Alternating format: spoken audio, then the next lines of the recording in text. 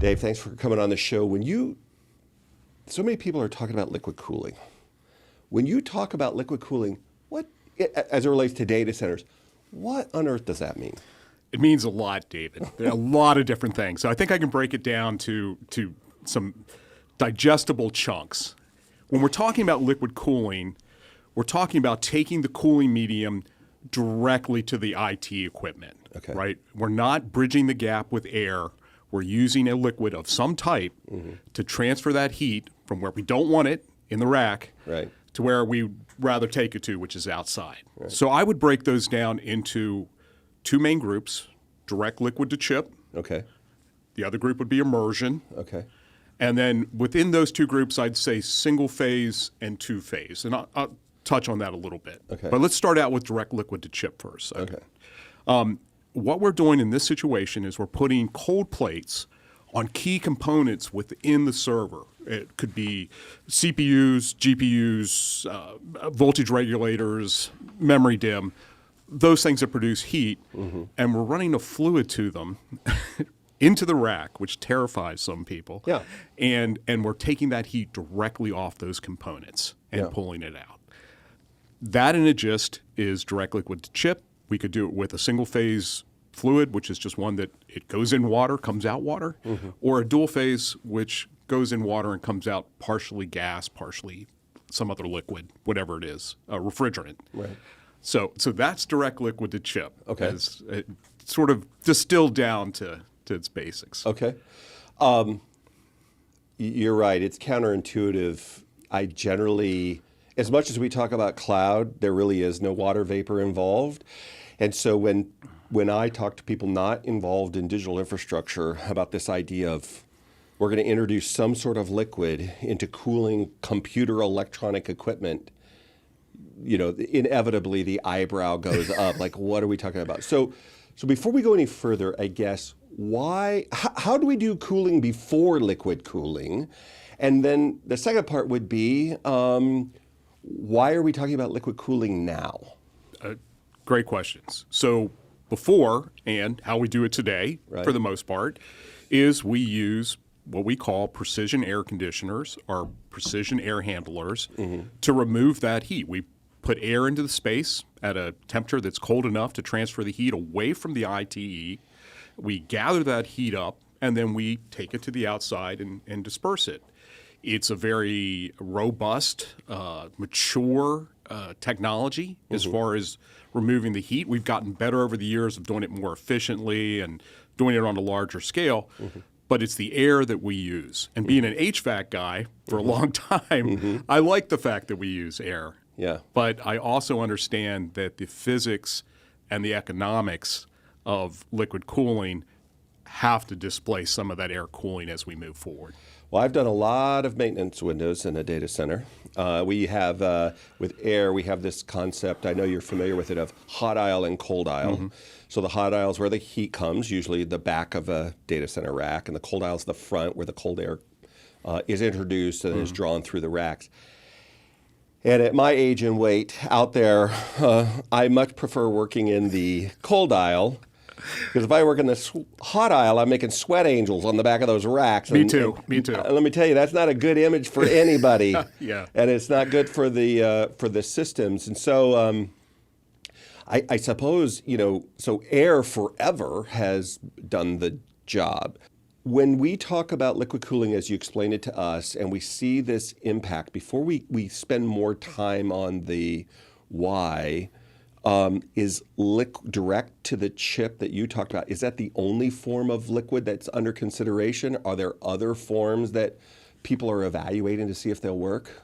Absolutely, David. So the other major form factor is immersion cooling. Okay. And if you're familiar with that technology at all, basically what you've done is you've stripped down the servers and you've immersed them in a bath of something other than water. Okay. Yeah. Let's hope. And what happens is all the heat that's generated on that piece of equipment is then absorbed into that liquid bath, which is then taken to the outside, and that heat is rejected. Okay. Currently, there are folks that put that technology out as a single phase, and there's also folks that put it out as a two-phase. And of course, the advantage there for the two-phase is that as the energy goes from the servers into the liquid bath and you actually flash some of the coolant to gas, it absorbs a tremendous amount of heat. So What do you mean flash it to gas? What is that? Let's think about water for a second. Water sitting in a pan on our stove. Yeah. Okay. So when we put it on there, it's in a liquid form. It's 100% liquid. Now we put heat to it, and what happens is the temperature of that water will go up to 212 degrees at 1 atmosphere. And as long as there's water there, it won't go any higher, no matter how much I turn that gas off. Right. Because that energy, that heat, is now being used to turn that water, liquid water, into a vapor. Right. Steam. Right. Steam. Right. Right. Exactly. So that's what happens with a volatile refrigerant as well. It's the same process. It's the latent heat of vaporization, and that's why we make air conditioners the way we do. Right. So that's the other form of liquid cooling that's out there. And these two are competing globally right now. And it's my take that in some areas, immersion seems to be leading the charge. And in other areas, I think in North America, direct liquid to chip seems to be leading the charge. Why do you think it's leading the charge? I think it's because it's a little easier to retrofit older facilities in many respects. I think there's still a lot of hesitation of stripping down servers and immersing them in a fluid. And I think one of the keys is that major server manufacturers are producing off-the-shelf OEM manufactured servers with hoses hanging out the back. Oh, really? Yeah, so you have your warranty's intact and everything else. And I think that just gives people a warm fuzzy that this is a good way to do it. We build buildings to be, if at all possible, at least 100, if not 200-year buildings. I mean, that's genuinely true. Yeah. And so that's the shell. We recognize that the floor infrastructure could change, the connectivity that we use may change. It changed from copper to fiber. There may be other emerging technologies. So we realize that things change, but the shell is built with a design in mind, and that means that the concrete slab can hold a certain amount of weight, that the piping that runs through the facility has certain paths and certain routes. And it's not just that. For reasons of resiliency, we don't like paths to cross, whether it's telecom paths or infrastructure path. In other words, if I've got a water pipe in this case, I don't want it to be in proximity to its redundant water pipe in case there is a event in that area, and I don't want that event to take down both paths of power or connectivity or cooling or whatever. So when you imagine these technologies, especially around a legacy data center, and most data centers deployed today live in this world, we want them to get 75, 150 years out of them, let's just say. They're built to a certain spec.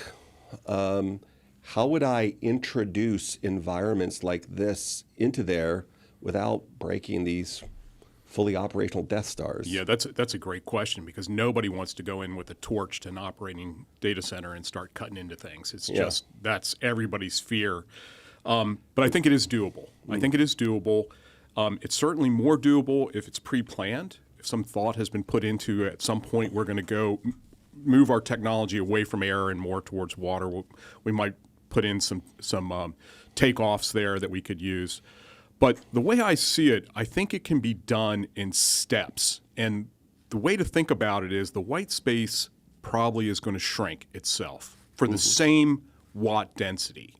What do you mean by that? Well, so let's say that we're operating today and we're at 10 kW per rack. It may be more, it may be less. It's really hard, especially co-location facilities. It's really hard. But if I had a megawatt at 10 kW per rack, I would have 100 racks. But if I have 40 kW per rack of liquid-cooled servers, I have 25 racks. So my space has just shrunk, unless I can bring more power in to populate that area. So I think that what we could see is wings of buildings that are slowly transferred from 100% air cooling to a hybrid model of both air and water. And I could also see the possibility of individualized racks that have very high workloads where we use liquid cooling to basically ensure we don't have a hot spot there, right? It's exceeded the capability of our legacy air cooling, but we can still do it. We can generate revenue out of this rack, and we would do it. So I think it's doable. I don't think it's easy. I have been skeptical for the longest time that this was going to be a requirement until really the last 2 years. In particular, especially if Don Mitchell's listening to this, who's been harassing me forever, a friend of ours from the industry. Hi, Don. Hi, Don. He's like one of those crazy street preachers, and nobody wants to listen. And then all of a sudden it's here. Yeah. And he's like, I'm not getting my due. Yeah. Why am I getting my due? So I know at the next event I see him at, he's going to really give me a hard time. But anyway, God bless him for keeping the faith and keeping the scriptures alive. But all the designs we're being asked for, not just from our largest customers, largest IT buyers on earth, but the intermediate and smaller shops are all also looking, how do I collapse an environment of this many to an environment of this many? Which is to say they're not doing less work. They just want to collapse down. Right. Here's my reaction to this reality, though. What phone is it that you're using right there? How long have you owned that phone? 3 weeks. 3 weeks. 3 weeks. What was the first, I don't know if we call it smartphone, but real, other than a flip phone, something you could email with, something you could do a picture with. How long ago, what was your first one? Do you remember? I think 2006, and it was definitely a BlackBerry. BlackBerry, right? Yeah. We got that BlackBerry. We thought this was it. This is everything. Man, I could text so fast on that thing. Yeah. I actually hated the BlackBerry. And before that, there was another one. I forget what it was. It wasn't the BlackBerry. It was a 3Com product, whatever it was. And I was network support at the University of Texas. But the director of my department required one of these, what we would now call, or the early version of what evolved into the smartphone. And I had to figure it out because I was the computer guy, right? From print cues to this technology and make them work. And it was such a pain in the neck. But we all believed this is it. I mean, what more could you possibly need? Kind of like the experience when we first got our texts on a pager. Like, are you kidding me? Not just a number? Right. Inevitably call the office while I'm stuffing my crystals down my throat. I'm not calling the office. And today, you now have something that is more powerful than probably the shuttle's computer system in 1981. Yeah. So this is where I'm going, at least in my mind. The more we use, the more we want. Yes. And the more we want, the more we make. And the more we make, well, I may collapse that rack. Let's just say it's not 40 kW, it's 25 or 30 kW. I'm going to add more racks. Where I used to have a 32-inch television in my house that drew from the, made the sun dim when it kicked on, I now have a 70-inch. Now, much less power, but I have 40 IoT devices. Like, I have all of these things. And so the more I use, the more I interact with, the more I touch, the more I want. Not only the more I want, it can't be whatever that original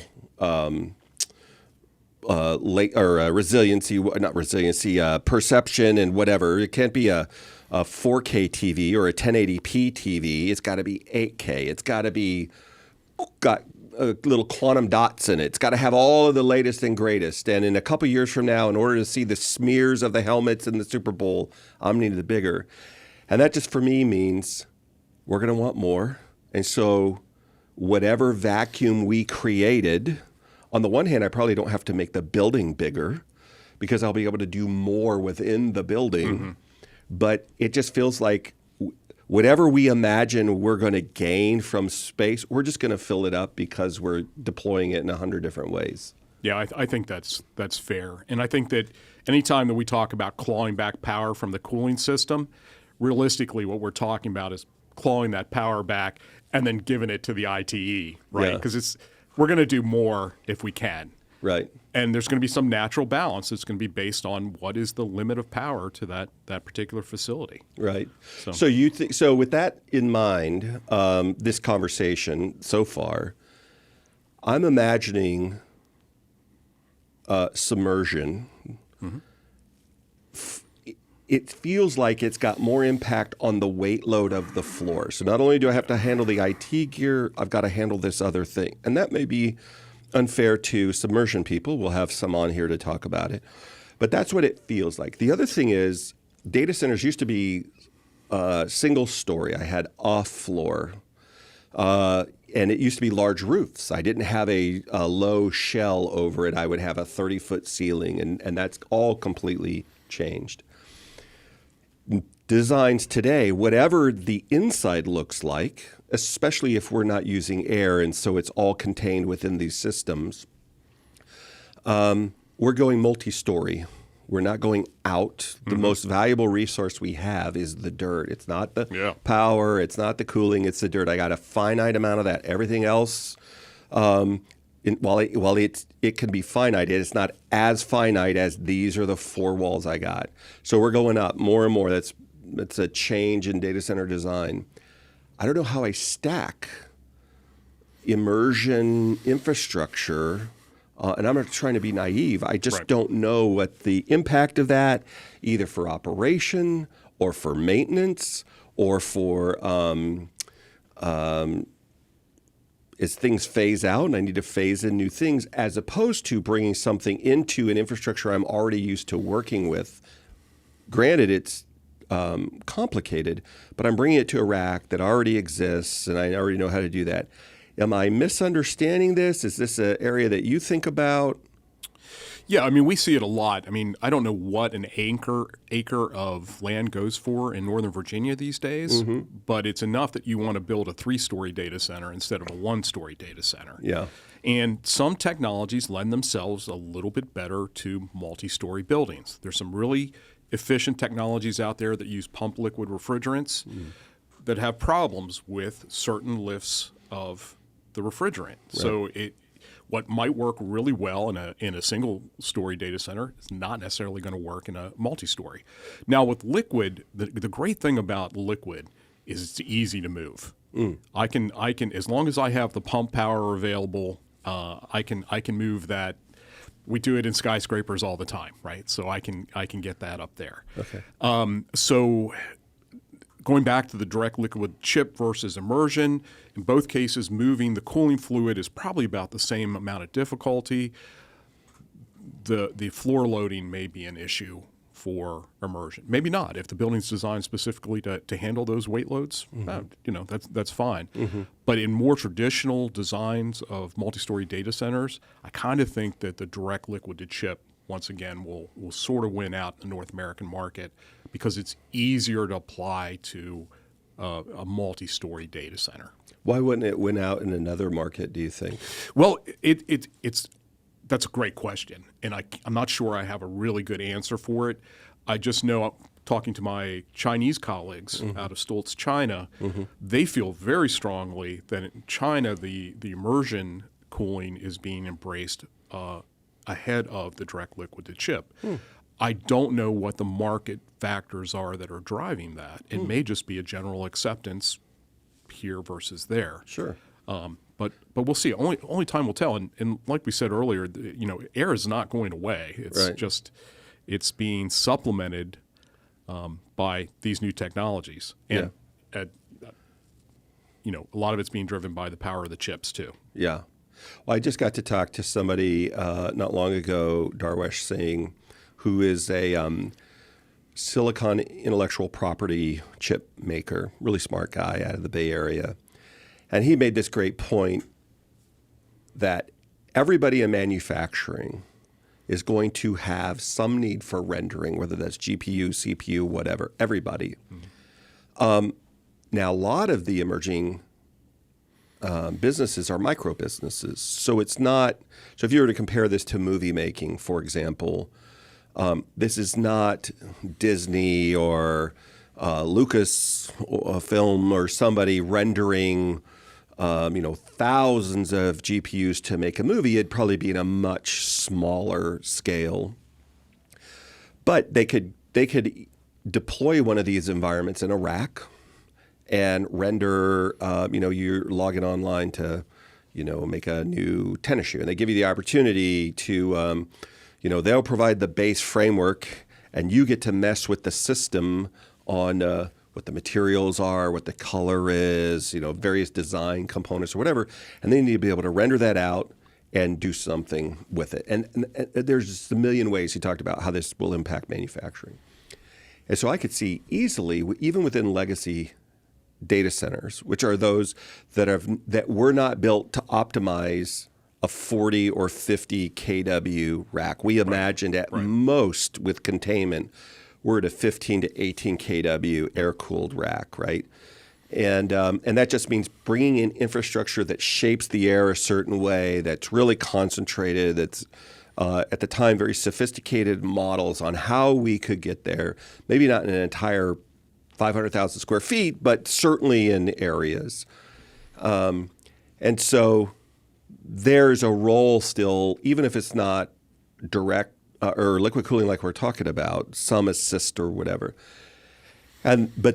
So I could maybe in some of these markets, their constraint isn't they don't have to go up, or these are all brand new facilities that they're building, and so the technology lends itself with their expertise and their supply chain and their engineering experience and whatever to do that. What's driving us going from 10 kW a rack to 40 kW a rack? I mean, that seems to be the big question. Yeah, and I think there's a lot of things behind that. So currently we're seeing chips coming out more powerful than we've ever had to cool before. And there's some interesting technology that is addressing that cooling part that's a hybrid of liquid and air. Okay. And I'm thinking about companies like Seguente or JetCool. What they've done is they've taken these powerful GPUs, which have a heat flux, and that's just the amount of heat per unit area that is too great for us to remove effectively with air, and they've put their device on it, which then takes it out to, if you can imagine, almost a radiator that then irradiates that heat out to the space where it can be handled by traditional air cooling. So it's answered one of the questions. I have a chip that's too powerful for me to cool with air by itself. Right. I'll add this device and now I can. So it extends the life of the legacy data center at these higher watt densities.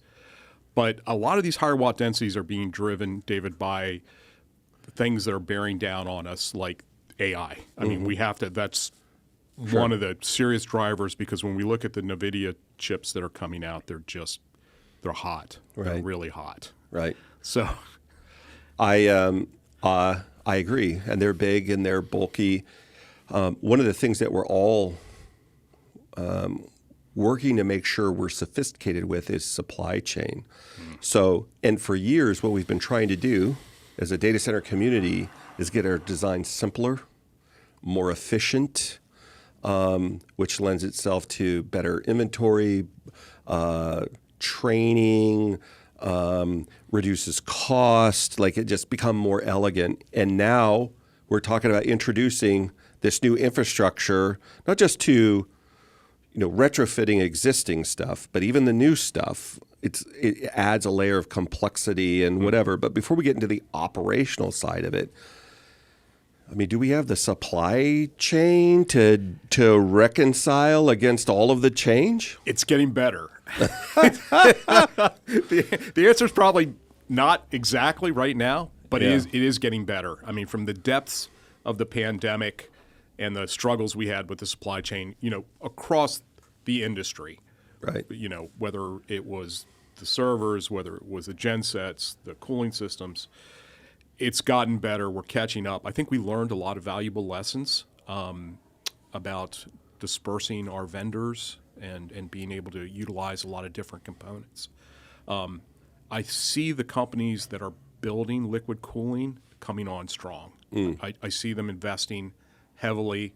When I first started in this industry, there was only a handful of companies that were doing cooling in data centers, and now there's many, many companies out there doing that because they have seen that this industry is it's recession proof, it's pandemic proof, and it just continues to grow.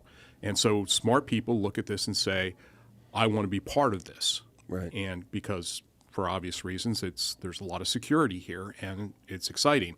So you see a lot more people investing in not only the frontline components that go into the data center, but also the support components. We talked earlier about Belimo. They're not somebody you would have been talking to at a data center, or Don at Victaulic.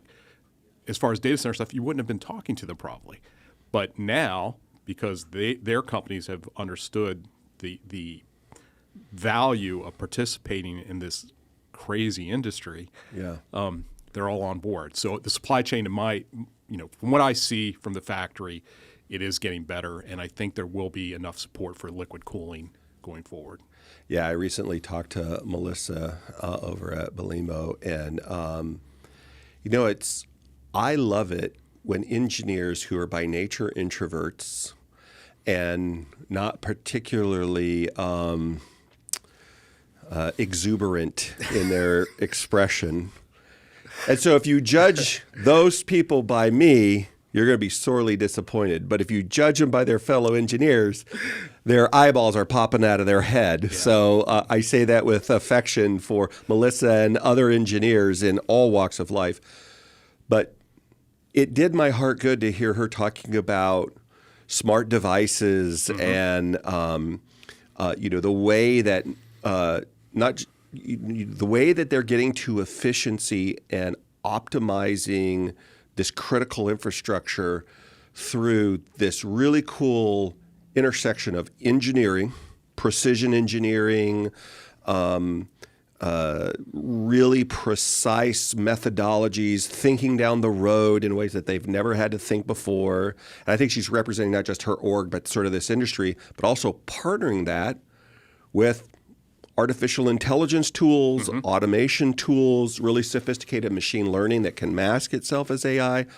And then also the component of how do I help other engineers that normally don't like out on the floor, that don't lend themselves to wanting to mess. We know how to do our job. We've been doing this for 20 years. Well, now we need to adopt these tools. And this intersection of all of that, it's absolutely fascinating. Having said all of that, one of my not a pushback, but my questions is to anybody that comes in here and talks about this, especially when we talk about supply chain. Many times we find out that while there's new people coming, they're going to the same shelf and box to get the components. They're not all manufacturing them independently, or they're getting them from different sources. Or maybe they're getting them from 2 or 3 different sources, but they're all in the same city that come on the same boat or railhead or whatever it is. And so since you live more in that world than I do, we're the end consumer of that. We're not in the middle or at the source of that. The pandemic was painful across all industries for things that were not manufactured near us, where the supply, the trade route, was interrupted. Even if the source was able to get operational quickly to get it from there to its destination. And the whole world's now talking about liquid cooling and the need to get to this. And I guess the reason why I'm asking this question is I've sourced out a lot of the infrastructure within my facility. We've been doing that for a very long time.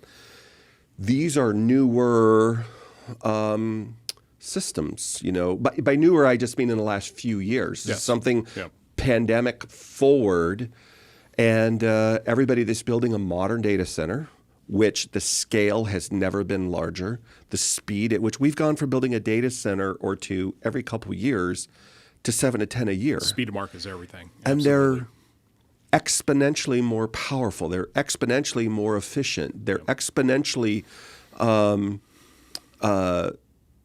more intricate. They're campuses of things. And so that's where I'm coming from with that question. Do you think that obviously it's still a work in progress, but do you have high hopes this is going to sort out and we're not going to have, we in our industry hate single points of failure. And are we resolving that?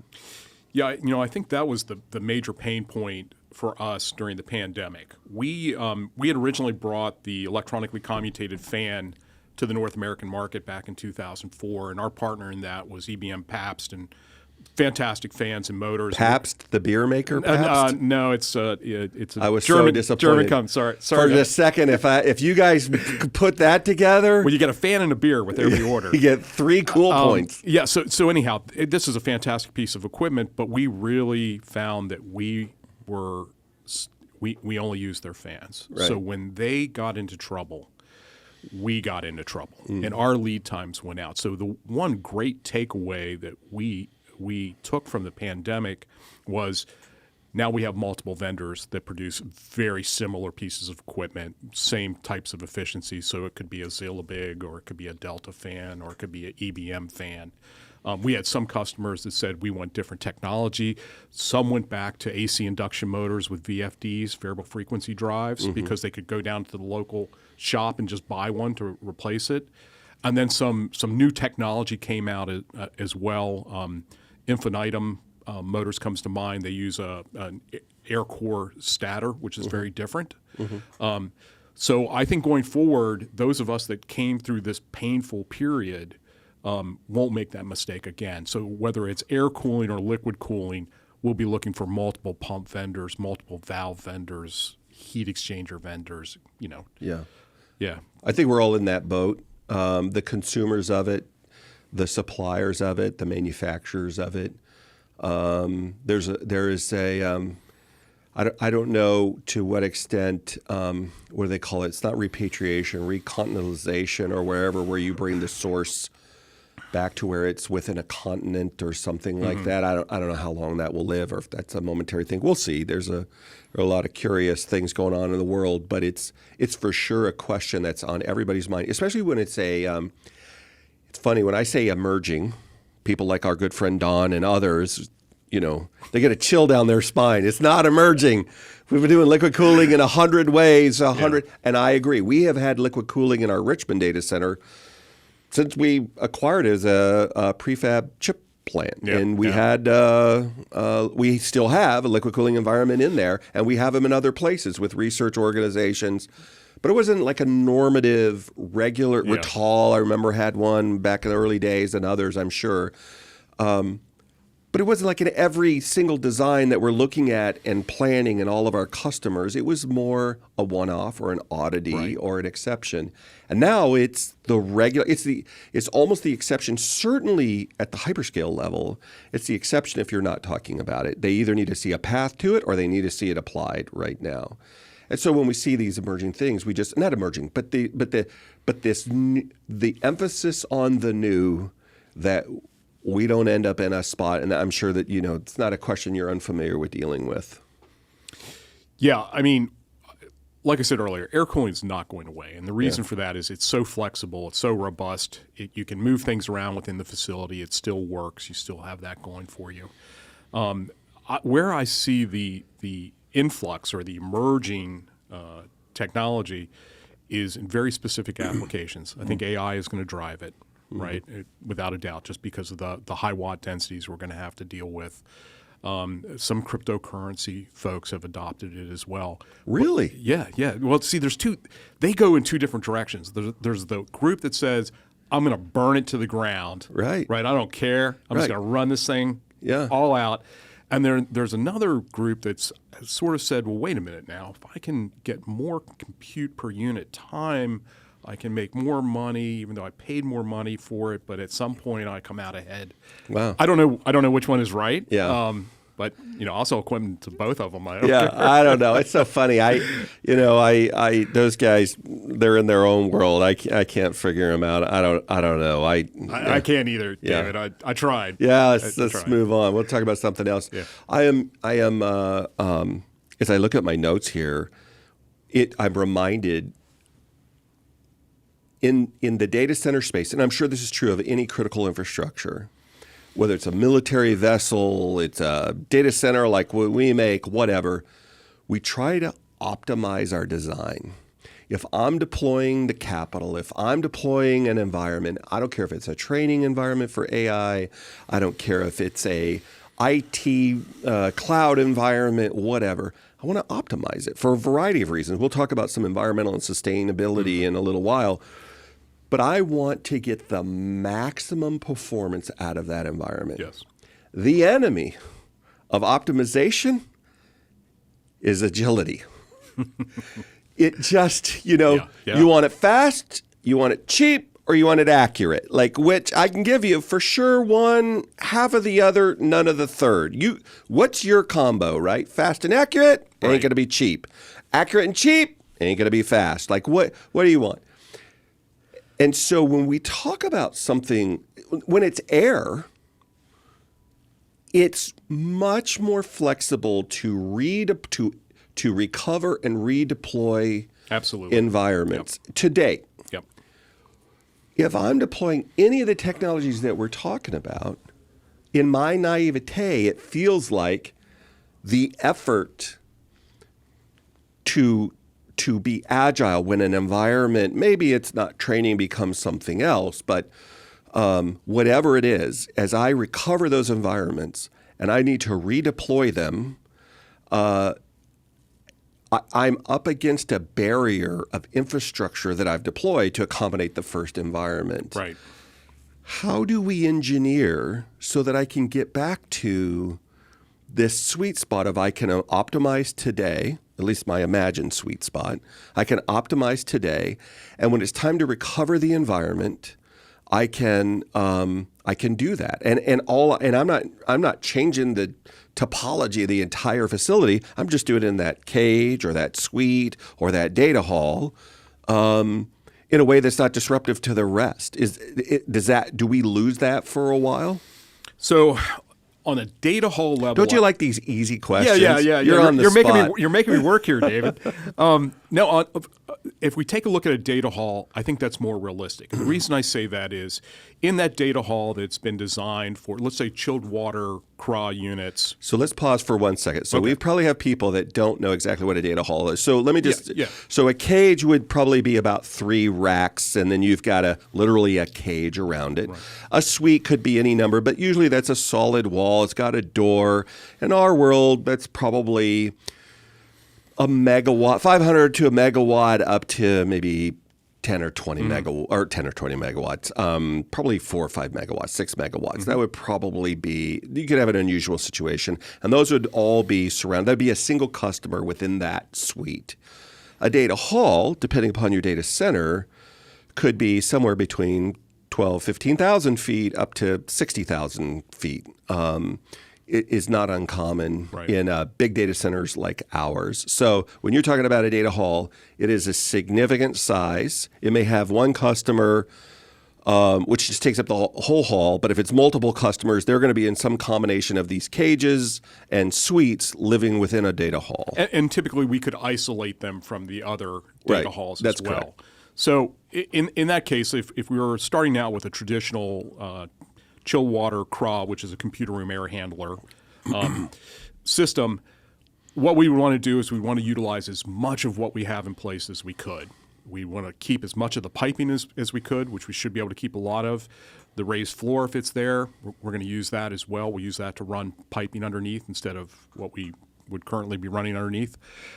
We'd probably get rid of the chiller outside, or maybe we'd keep it as a trim chiller because we don't really need it now. The temperatures are so high in the liquid cooling system that I can get by with now removing that equipment from the outside and adding dry coolers or fluid coolers, which are simply just heat exchangers that we blow air across, and pump packages to move the fluid through the data hall. That I can see being done, right? Because you'd be able to, you wouldn't have active customers within that data hall. You'd be able to go in, make your changes to your system, utilize as much of the existing system as possible, because there's embedded carbon in that system that we don't want to just toss out, right? As part of our decarbonization effort in our industry, and put something together and bring it back in. But then we'd have to have the customer, right, that was going to take that data hall and use it for liquid cooling. Yeah.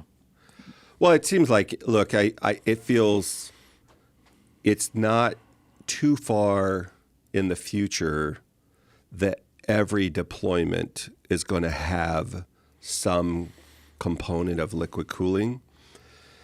And that may be that, not everything takes the same amount of cooling or whatever, but it's all going to sip from the trough. It's either going to draw heavily or it's going to sip from it. Like they're just not going to be able to buy gear within a few years that doesn't either have hoses or is designed to be immersed or whatever, unless we've just misjudged what the marketplace looks like. And so I think for a while on our way to paradise, we'll have data halls that are air data halls. We'll have facilities that are air or air assist data halls. That'll be the normal thing.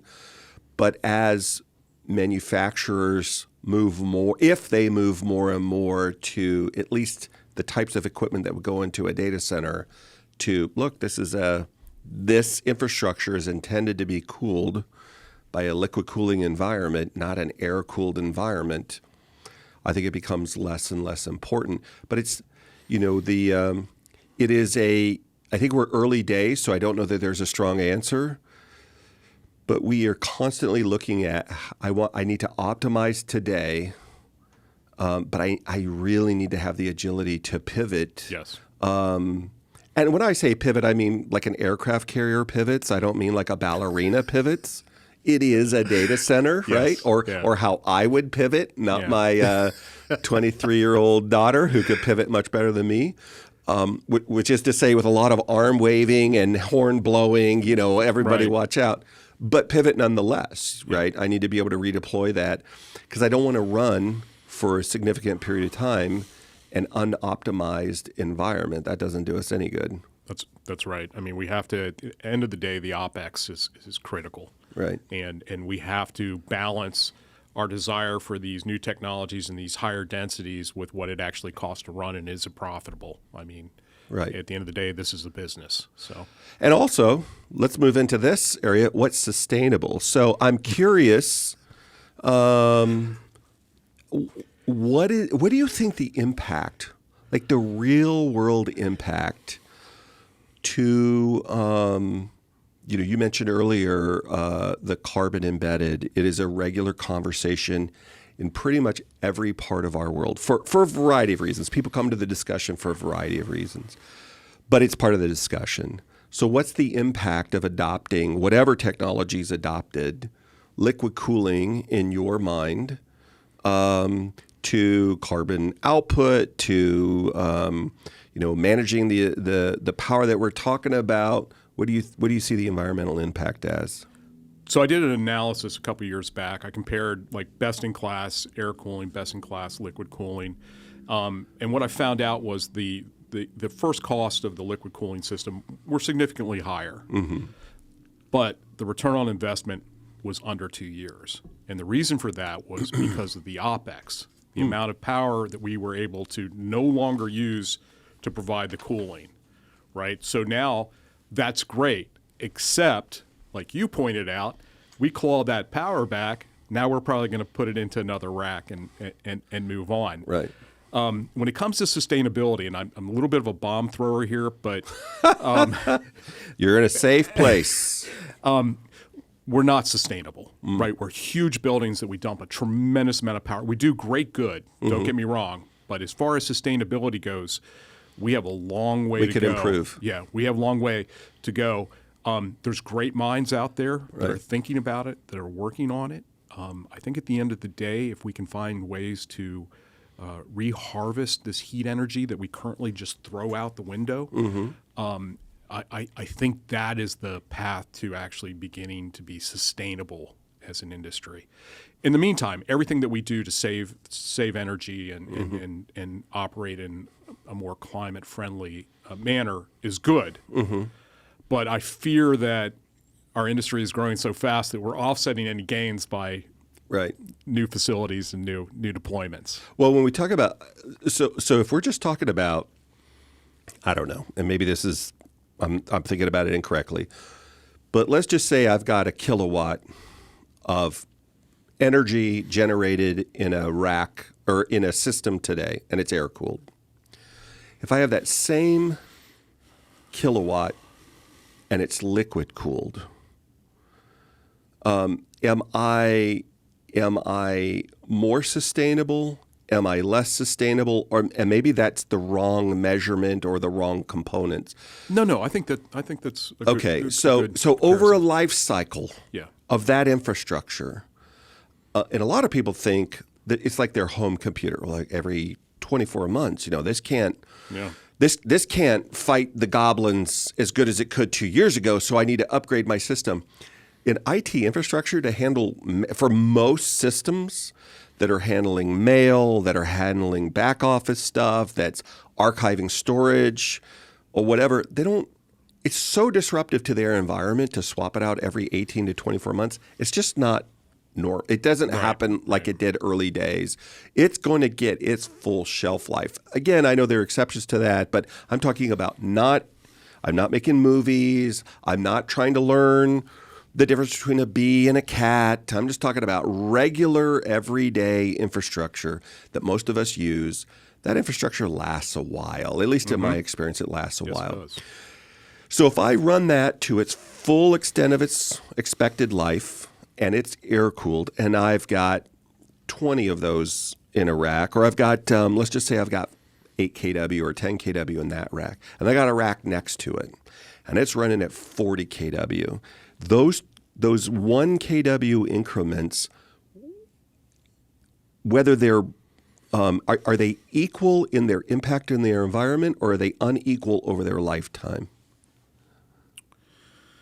Well, the lifetime question is really hard, and I'm going to have to think about that one for a while. Well, phrase the question however you want. To go back to just making the comparison between the two, I can easily reduce the energy impact by 50% on the cooling side, just the cooling side. If we talk about the partial PUE or the mechanical PUE, I can take 50% of that power out simply by adopting this hybrid air direct liquid to chip solution. So that's hard to argue with. Right. Now, some of the other things are a little bit more difficult to quantify. Right. As we load up these racks, what happens to, let's say I'm going to build a facility for this new design. Well, the brick and mortar facility could actually be smaller as well. Sure. Right? I mean, I don't need the physical. Now, I probably will because I'll decide I want to have a larger facility. But you have the chance to reduce, so your brick and mortar building can decrease in size, and obviously there's a carbon cost for that. Impact to that, yeah. Let's take a look at the electrical distribution system. If I'm able to shrink down the physical footprint of the white space, right? Less copper, less busway. I have savings there. I think it hasn't completely played out. I'm sure some really smart guy has sat down and figured out, okay, I need this many less bricks and this much less copper. But I do believe it's going to be significant, the savings. I hope so. I hope it is. I hope it is a positive impact in every way. Well, let's talk about one of my favorite areas. I won't say my favorite area, and I'm saying it tongue-in-cheek, regulation. When I get asked, is there anything that can disrupt, pick your industry, in a way that is not just disruptive, but difficult? Regulation comes to mind. It's not always fair, but it comes to mind. I know you are an at least interested party and regularly participant in this area. What's going on in the world of regulation as it relates to data centers and cooling and across your desk? A lot. Yeah. So we got hit with a double whammy here recently. The EPA came out, and we're going to get rid of certain refrigerants because they have very high global warming potentials. So they took away our favorite refrigerant, which is R410A for our computer room air conditioners, and said, I'm sorry, that's 2088 GWP. You can have 700 GWP, find another refrigerant. So as the end result, we'll basically have to trash every computer room air conditioner we have and redesign every product line for the new refrigerant. It's the right thing to do, and I embrace being good stewards of the environment, Right. the amount of work it makes for people like us Right. is very difficult.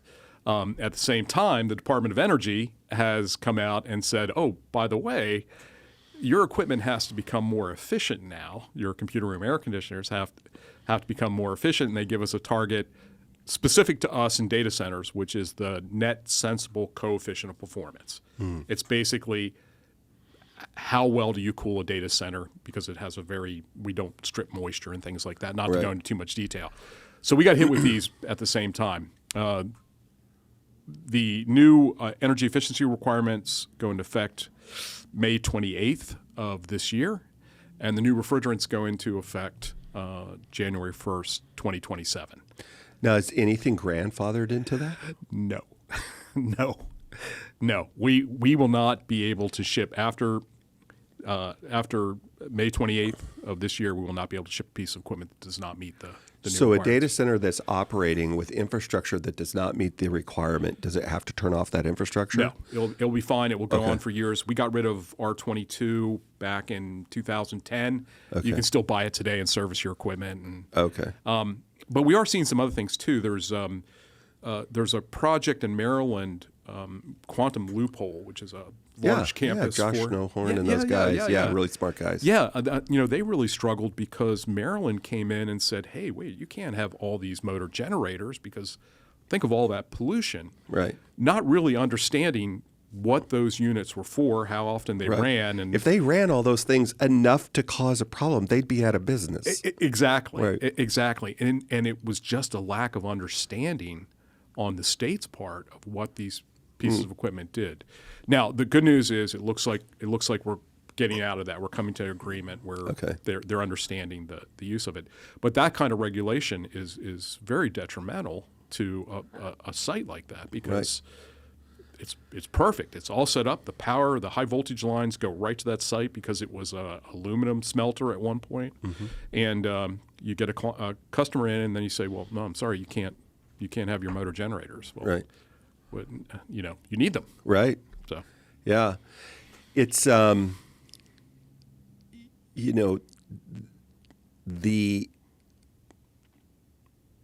communication needed to make sure we're all on the same page.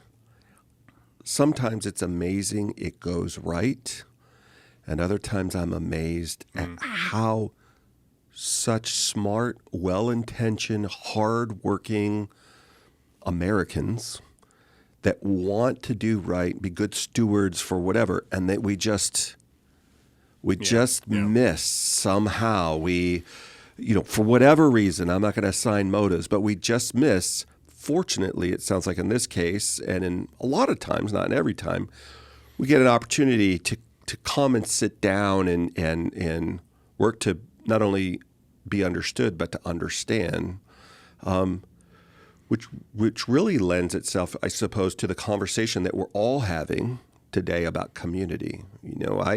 I'm a firm believer that human beings flourish the most when we're in community.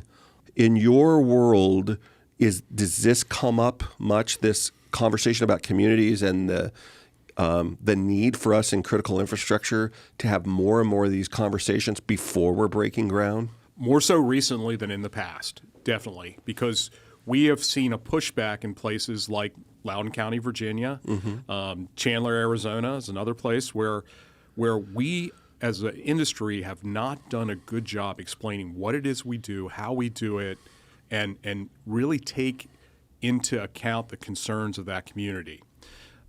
If we did, we'd probably build our buildings to be a little bit more attractive, maybe a little bit more green space to sort of wall them off. We'd be very concerned about the noise, primarily of the cooling systems. That the things that really bother some folks that live in the vicinities of large data centers. I think we just missed it in the past. Now we're not. Now we've realized. We've woken up to the fact that there's people out there that don't want a data center in their backyard. And the reason they don't want a data center in their backyard may not be right? It may be a misconception on their part because they're all very much want to continue to use their phones and their computers and telehealth, telemedicine. But we need to reach the leaders of the communities and the folks out there in the places we want to plant our data centers, and start the conversation before we break ground. Tell them who we are, what we're doing, what good we do, and what we're going to do to protect their concerns. It's really part of the communication, and I hope people embrace getting engaged in this, because that's the best version of us, I think, is when we get engaged and we build something like that. Yeah, we have to. We have to. We can't go forward in the way we did in Northern Virginia. We have to bring the community in. We have to because they don't know. A data center is just a big building to them. Right. And they've never been inside one. They've never been allowed to be inside one. Right. And they don't know. And so what we need to do is we need to really have outreach to the community with an educational aspect that, like, this is what we do. This is the value that we bring. We don't just take power and water and tax breaks from you folks. Right. We bring all these other things to the table that benefit us as a community and as a society. Right. And maybe we haven't been as good at doing that as we should be. Yeah. We have always believed in community involvement, and in many communities, it's well known. We're participants. In some ways, Northern Virginia is an outlier. There were 70% of the world's data goes through Northern Virginia. And so there was such a tremendous growth that nobody saw coming, not the power infrastructure people, not the communities around us, not us ourselves, nobody.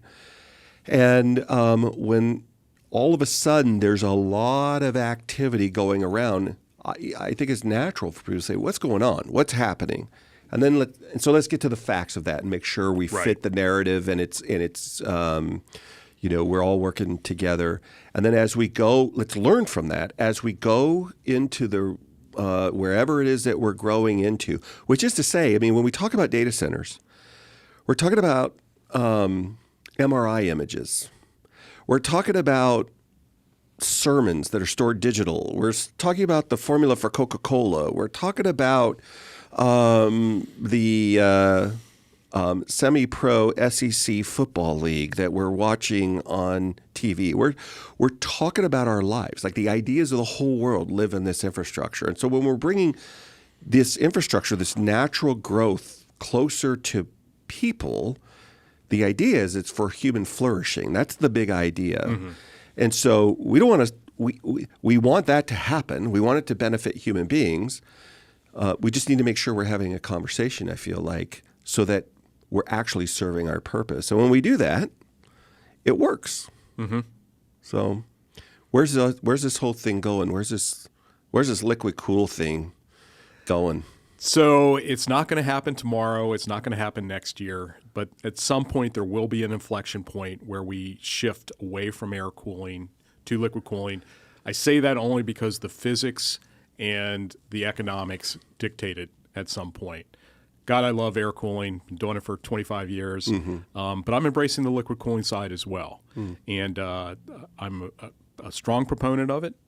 And I think that as we see these watt densities increasing in the racks, because we're not going to use less data, we're not going to use less compute, we're going to use more. I need more cat videos for sure. I love cat videos. Yes, me too. Secrets. So it will happen. That's my take on it. It's going to be a while in the coming. I mean, we've been talking about this for 10 years now, but it's maturing fast. And there are so ASHRAE, which is the American Society of Heating, Refrigeration, and Air Conditioning Engineers. Wow. Sounds like a really exciting group, doesn't it? Let's make that an acronym, please. Yeah, let's they are tackling liquid cooling now in a powerful way. They're bringing in the best and the brightest from the server manufacturers, the cooling manufacturers, everybody, bringing them together and developing standards that will allow consumers to compare liquid cooling systems apples to apples, right? And I think that's really important because right now, with no real standards out there, no test standards, it's really difficult to decide what's best, what's going to work best. You have to just basically take the word of whoever the manufacturer is. So I think ASHRAE has taken a very powerful step to giving us the tools to more readily accept the technology. Do you think it's just going to be these two primary technologies we've talked about? Are we just going to be refining those? Or is there something out there that's being talked about that we haven't figured out yet, but could be a new player? Well, there could always be disruptive technology coming along. I wish my crystal ball worked better, David. It kind of now called ChatGPT. Yes. We don't call it crystal ball anymore. It kind of stinks. No, I see this. I see these as the two that are going to mature, and then maybe something will come out of them. The one or the other that diverges somewhat. But for the time being, or for the next decade or so, I think it's going to be one of these two technologies. All right. What haven't we talked about? We've been talking for an hour and 15 minutes or so now. What haven't we talked about that we should have mentioned before we wrap it up today? Anything? We covered a lot. Yeah, we did. We covered a lot. We didn't talk about small modular nuclear reactors. That's always cool. That's always fun. That's always fun. But I guess we'll say that for another conversation. We'll do that for another conversation. Yeah. No, I think I really like the fact that we touched on the importance of community outreach and educating people as to what we do in this industry. Look, we build these infrastructure in my mind to help each other, help ourselves, of course, but help each other. If we're not doing that, what's the point? And I've been doing this for a long time. I'm not naive. But that's the point.